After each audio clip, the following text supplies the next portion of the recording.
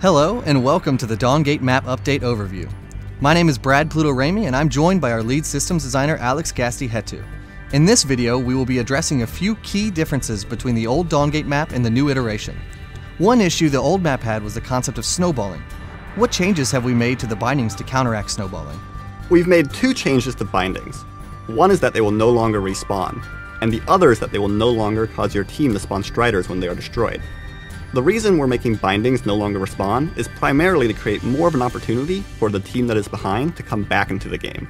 When bindings respawned, they were often almost immediately destroyed again due to their outward position being difficult to defend, along with their damage and health not scaling into the later portions of the game. Additionally, when a binding was destroyed, it was providing global Vim to the enemy team, so allowing them to respawn was creating additional sources of Vim for the team that was usually already ahead. Striders will no longer spawn on their own, but instead have been tied to the death of the parasite. Why exactly did we make this change, and how will this affect the strength of the striders?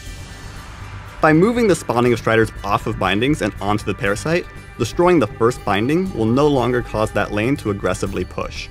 When striders were tied to bindings, destroying one or two of the bindings would often snowball a game to a point where one team had all 6 bindings destroyed, whereas the other team had all 6 alive.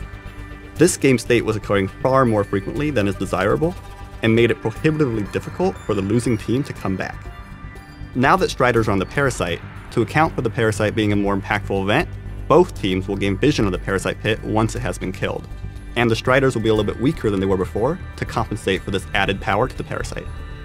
The next issue that many people noticed in the old map was the ability to defend your base for a large amount of time and effectively stall the game. How have we reworked the Guardian encounter to fix this issue? On the old map, you could only make progress towards defeating the Guardian by destroying an entire health bar. This was proving to be far more difficult than we intended due to the defenders being able to kill all of the opposing team's minions very quickly. Without minions to tank the Guardian, players were getting pushed out of the base before they had a chance to really make any persistent progress. To address this, we've both updated all of the Guardian's attacks, including his basic attack, to be skill shots, as well as distributed a portion of the Guardian's health and power into new objectives called cores. Each Guardian core will strengthen the Guardian by granting access to a unique ability. By destroying a core, you remove that ability from the Guardian. Additionally, the Guardian is invulnerable until all of its cores have been destroyed. The cores will also respawn on a 6-minute respawn timer.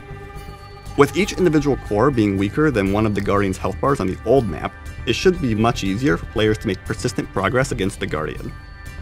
Players also will no longer need to wait for minions to be able to engage the Guardian, as all of his damage can now be avoided.